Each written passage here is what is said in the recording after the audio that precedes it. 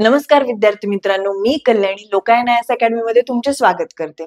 तर weekly current अफेअर्सच्या आपल्या series नुसार दर वीकला आपलं करंट अफेअर्सचं एक सेशन होत असतं. चला तर मग सुरू करूया आपल्या आजच्या सेशनला experience the current with Kalyani. आपण सगळ्यात पहिले बघणार आहोत भारतामध्ये 2 नवीन रामसर स्थळ जाहीर झालेली आहेत यांच्याबद्दल. ही 2 रामसर स्थळ जी आहेत ती रामसर यादीमध्ये यांचा समावेश झालेला आहे. तर सगळ्यात पहिले आपण बघूया की रामसर यादी म्हणजे नक्की काय. तर रामसर स्थळ काय असतं, जी काही पाणथळ प्रदेश आहेत. पाणथळ प्रदेश म्हणजे नदी, तलाव, जलाशय, समुद्र किनारा अशी जी काही पाण्याची ठिकाणं असतात, त्या ठिकाणांमध्ये काय की जलाशयांमध्ये काय असतं, मासे असतात, काही वनस्पती असतात, काही प्राणी असतात. या सगळ्यांमुळे तिथली जैवविविधता वाढते, बायोडायव्हर्सिटी जी असते ती वाढते. त्याच्यामुळे या स्थळांना ग्लोबली फार महत्व आहे आणि इंटरनॅशनल लेवलवर या पाणथळ स्थळांचं संवर्धन व्हावं याच्यामुळे ही रामसर यादी आहे. म्हणून ही पाणथळ स्थळ जी आहेत, पाणथळ प्रदेश जो आहे हा या रामसर यादीमध्ये टाकला जातो, जेणेकरून इंटरनॅशनली त्या स्थळांचं संवर्धन केलं जावं. तर भारतामध्ये एकूण अशी 93 स्थळं आहेत जी रामसर यादीमध्ये आहेत. तर आता नुकतीच 2 नवीन स्थळं रामसर यादीमध्ये गेलेली आहेत. ती कुठे आहेत ते बघूया. तर बिहारमधील 2 नवीन रामसर स्थळांचा समावेश या यादीत झालेला आहे. ते 2 स्थळं कोणती कोणती?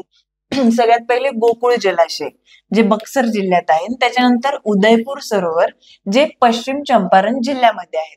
तर ही 2 स्थळं जी आहेत ही रामसर स्थळांमध्ये गेलेली आहेत, रामसर यादीत गेली. कोणती कोणती? गोकुळ जलाशय आणि उदयपूर सरोवर. रिसेंट आहे, येणाऱ्या परीक्षांमध्ये विचारलं जाऊ शकतं, म्हणून लक्षात ठेवूयात की बिहार मधलीच आहे दोघीच्या दोघी. ठीक आहे, अजून थोडीशी माहिती बघून घेऊया. भारतामध्ये एकूण 93 रामसर स्थळं झालेली आहेत आणि जवळजवळ 13,60,719 हेक्टर क्षेत्र ती व्यापतात. हे लक्षात ठेवा की भारताचा जगामध्ये रामसर स्थळांच्या यादीत 3रा क्रमांक लागतो. भारताचा कितवा क्रमांक लागतो? 3रा क्रमांक लागतो. तामिळनाडूमध्ये सर्वात जास्त स्थळं आहेत. किती आहेत? 20 रामसर स्थळ आहेत तामिळनाडूमध्ये. जागतिक पाणथळ दिन कधी असतो? तर 2 फेब्रुवारीला असतो. जागतिक पाणथळ दिन कधी असतो? 2 फेब्रुवारीला असतो. त्याच्यानंतर रामसर कराराची तारीख काय आहे? 2 फेब्रुवारी 1971. या दिवशी हा करार झाला होता, म्हणून तो दिवस 2 फेब्रुवारी जागतिक पाणथळ दिन म्हणून साजरा केला जातो. रामसरचं मुख्यालय कुठे आहे? तर लँड स्वित्झर्लंड इथे रामसराचं मुख्यालय आहे. पुढे जाऊया. भारतातील पहिले रामसर स्थळ कोणतं आहे? भारतातील पहिलं चिल्का सरोवर, ओडिसा. 1981 ला भारतामध्ये हे पहिलं रामसर स्थळ घोषित झालं होतं. कोणतं? चिल्का सरोवर, ओडिसा इथलं. आणि अजून केवलदेव जे अभयारण्य आहे राजस्थान मधलं तिथलं केवलदेव. क्षेत्रफळानुसार सर्वात मोठं सुंदरबन हा जो पश्चिम बंगालच्या आजूबाजूचा जो प्रदेश आहे सुंदरबन, हा क्षेत्रफळानुसार सगळ्यात मोठा पाणथळ प्रदेश आहे भारतातला. आणि सगळ्यात लहान क्षेत्रफळानुसार सगळ्यात लहान कोणता आहे? तर रेणुका तलाव, हिमाचल प्रदेश इथला. ठीक आहे, सगळ्यात मोठं सुंदरबन, सगळ्यात लहान रेणुका तलाव.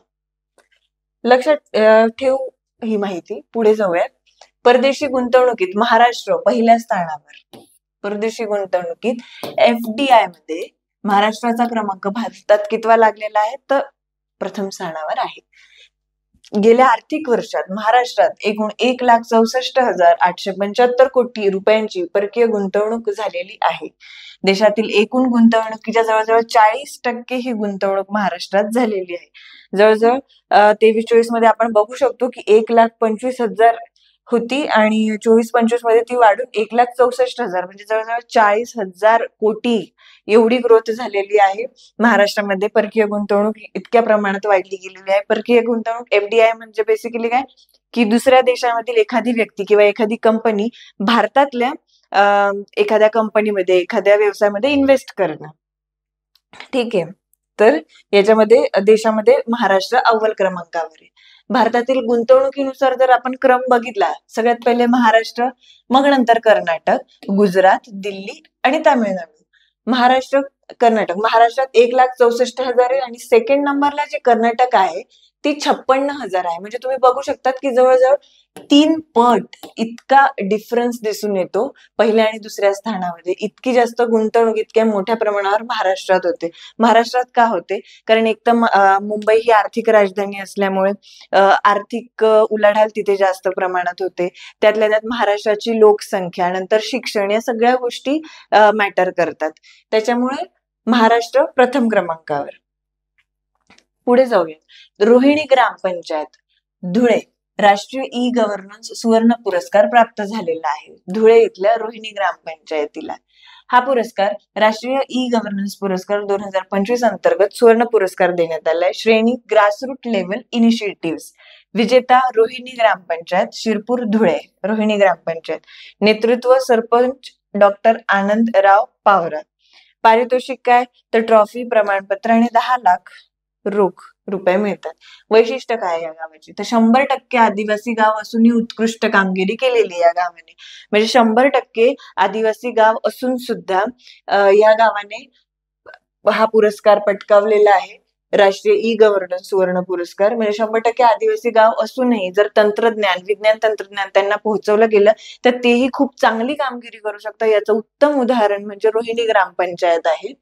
त्याच्यानंतर पेपरलेस कामकाज होतं. ई ऑफिस म्हणजे प्रत्येक कामकाजासाठी गावातल्या लोकांना सारखं ग्रामपंचायतीमध्ये जावं नाही लागत. तर जे काही असेल, जन्माचा दाखला असो, मृत्यूचा दाखला असो, ते सगळ्या गोष्टी त्यांच्या व्हॉट्सअपद्वारे येऊन जातात. ऑनलाईन सेवा. महा ऑनलाईनद्वारे 956हून अधिक सेवा उपलब्ध आहेत. डिजिटल दस्तऐवज म्हणजे जसं की जन्म मृत्यू प्रमाणपत्र मी बोलली तुम्हाला, व्हॉट्सअप आणि ईमेलवर गावकऱ्यांना मिळून जातात. सेवा वितरण. महाराष्ट्र लोकसेवा हक्क कायद्यानुसार वेळेत सेवा दिल्या जातात. डिजिटल संवाद. सोशल मीडिया प्लॅटफॉर्मचा वापर करून म्हणजे इंस्टाग्राम लाईव्ह असेल, फेसबुक लाईव्ह असेल, या सगळ्या लाईव्हच्या माध्यमातून गावकऱ्यांशी थेट संवाद साधला जातो. तर अशा प्रकारे डिजिटल गोष्टींचा, डिजिटल माध्यमांचा यूज अगदी योग्य प्रकारे केला गेलेला आहे. पुढे बघूया. छत्तीसगडच्या सूरजपूर जिल्ह्याने 75 ग्रामपंचायतींना बालविवाह मुक्त पंचायती म्हणून घोषित केले. कोणता जिल्हा? सूरजपूर जिल्हा. याने 75 ग्रामपंचायतींना बालविवाह मुक्त पंचायती म्हणजे गेल्या काही काळामध्ये या गावांमध्ये एकही बालविवाह झालेला नाहीये. त्याच्यामुळे 75 अशा ग्रामपंचायती आहेत ज्या बालविवाह मुक्त अशा आहेत, असं सूरजपूर जिल्ह्याने घोषित केलेलं आहे. 17 सप्टेंबर 25. या पंचायतींमध्ये गेल्या 2 वर्षात बालविवाहाचे एकही प्रकरण नोंदवले गेलेले नाही. बालविवाह मुक्त छत्तीसगड अभियान. छत्तीसगडचे हे अभियान आहे बालविवाह मुक्त छत्तीसगड. हे 10 मार्च 2024 ला सुरू करण्यात आलं होतं. त्याच्या अंतर्गतच बालविवाह मुक्त पंचायती घोषित केली आहे सूरजपूर जिल्ह्याने. या मोहिमेला युनिसेफचं पण समर्थन आहे. बालविवाह मुक्त छत्तीसगड मोहिमेला युनिसेफचं समर्थन आहे. आणि अशा प्रकारे मग जवळजवळ 75 ग्रामपंचायती बालविवाह मुक्त झालेल्या आहेत. याच्याने काय होणार की जे स्त्रिया आहेत, मुली आहेत, त्यांचा समाजातील स्तर सुधारेल. त्याच्यानंतर त्यांच्या आरोग्यविषयक लवकर लग्न झाल्यामुळे लवकर गर्भधारणा, त्याच्यामुळे त्यांच्या ज्या आरोग्यविषयक समस्या होत्या त्या सगळ्या याच्याने सॉल्व्ह होतील. मुलींचा शैक्षणिक स्तर ह्याच्यामुळे कुठे ना कुठे वाढेल. तर खूप चांगली कामगिरी केली छत्तीसगडच्या सूरजपूर जिल्ह्याने. शेवटी सांगायचंच झालं तर मध्ये बघूया.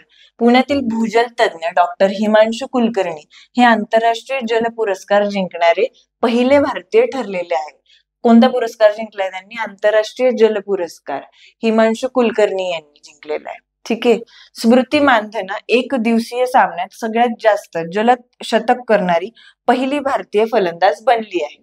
स्मृती मानधना ही 1 दिवसीय सामन्यात सगळ्यात जलद तिने शतक केलेलं आहे. अशी ती पहिली भारतीय फलंदाज बनली आहे असं शतक करणारी. केरळमधील कोची येथील ग्रँड हयात हॉटेलमध्ये 5वी जागतिक सागवान परिषद आयोजित करण्यात आली. भारताने पहिल्यांदाच या परिषदेचे आयोजन केलं. केरळमध्ये झालं होतं, ही परिषद आयोजित करण्यात आली होती. 5वी जागतिक सागवान परिषद आयोजन केलंय भारताने. तर ही परिषद काय आहे? सागवान परिषद. बघा, सागवान म्हणजे वनस्पती म्हणजे झाडांमधलं सोन्याला जशी महत्व आहे तसं सागवान या वृक्षाला महत्व आहे. तर या परिषदेत काय होतं की जे विविध देश आहे या वेगवेगळ्या देशांच्या आंतरराष्ट्रीय पातळीवर आंतरराष्ट्रीय लोक, काही उद्योगपती असतील किंवा मग काही देशांचे कर्मचारी म्हणजे अधिकारी लेवलचे लोक, हे सगळे जण एकत्र येऊन चर्चा करतात. सागवानचं महत्व फार जास्त आहे. मग ते उद्योगात असो, घरामध्ये फर्निचर पासून असो, लाकडापासून बनवणाऱ्या गोष्टींमध्ये सागवान हे उच्च प्रतीचं लाकूड मानलं जातं. त्याच्यामुळे सागवानचं किती संवर्धन केलं पाहिजे या सगळ्या गोष्टींची चर्चा या परिषदेत केली जाते. भारत हाही एक सागवानचा खूप चांगला उत्पादक देश आहे आणि त्यातल्या त्यात केरळमध्ये याच्यासाठी भरली गेली, कारण केरळमध्ये सगळ्यात जास्त सागवानचं उत्पादन होतं. म्हणून 5वी जागतिक सागवान परिषद कोणी आयोजित केली? भारताने पहिल्यांदाच या परिषदेचं आयोजन केलं होतं. ठीक आहे, केरळमध्ये कोची या ठिकाणी झालं होतं.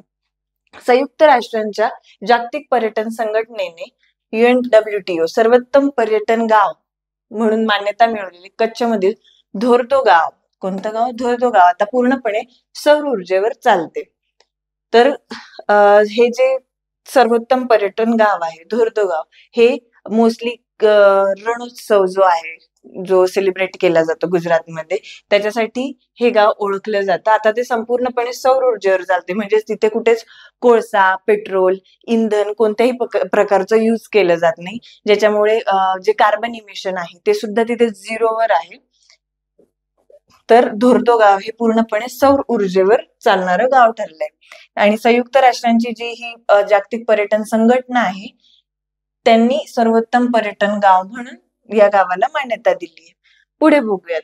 पर्यावरण, वन आणि हवामान बदल मंत्री भूपेंद्र यादव यांनी महाराष्ट्रातील पालघर जिल्ह्यातील वाडा येथील गोवर्धन इको विलेज येथे देसी फूड मॅटर्स उपक्रमाचा शुभारंभ केलाय. पालघर जिल्ह्यात वाडा येथे गोवर्धन इको विलेज इथे देसी फूड मॅटर्स हा उपक्रम त्यांनी सुरू केलेला आहे. याच्यामध्ये देसी फूड मॅटर्स मध्ये बेसिकली काय की जी भरड धान्य किंवा जे आपले देसी जे काही अन्न पदार्थ आहेत हे फास्ट फूड पेक्षा कसे बेटर आहेत आणि ते कसं तुम्ही तुमच्या आरोग्यासाठी चांगलं आहेत, हे या उपक्रमाअंतर्गत त्यांनी जनजागृती करायचा प्रयत्न केलेला आहे. पुढे बघूयात. आंध्र प्रदेश राज्याने भारतातील पहिले व्हॉट्सअप आधारित गव्हर्नन्स प्लॅटफॉर्म मनमित्र लॉन्च केलंय. मनमित्र हा प्लॅटफॉर्म कोणी लॉन्च केलेला आहे? तर आंध्र प्रदेश या राज्याने लॉन्च केलेला आहे. पहिलं हे व्हॉट्सअप आधारित गव्हर्नन्स प्लॅटफॉर्म आहे. तर म्हणजे जे काही बेसिकली ज्या काही तुमच्या शंका किंवा जे काही प्रॉब्लेम्स असतील ते ऑनलाईन व्हॉट्सअप मार्फतच तुम्ही गव्हर्नमेंटला सांगू शकतात. तर असं ऍप लॉन्च करणारं आंध्र प्रदेश हे पहिलं राज्य ठरलंय व्हॉट्सअपद्वारे. एस.एल. भैरप्पा हे कन्नड भाषेतील एक प्रसिद्ध लेखक, तत्वज्ञ आणि विचारवंत, बऱ्याच लोकांना माहित असतील भैरप्पा यांचे बंगळूर येथे निधन झाले. एस.एल. भैरप्पा यांचे वंशवृक्ष या कादंबरीवर आधारित वंशवृक्ष नावाचा एक कन्नड चित्रपट बी.व्ही. कारंत आणि गिरीश कर्नाड यांनी दिग्दर्शितही केला होता. अशा प्रकारे आजचं आपलं सेशन इथेच संपतं. जर व्हिडिओ आवडला असेल तर नक्की लाईक करा, शेअर करा, चॅनलला सबस्क्राईब करा. भेटूया पुढच्या सेशनमध्ये. धन्यवाद.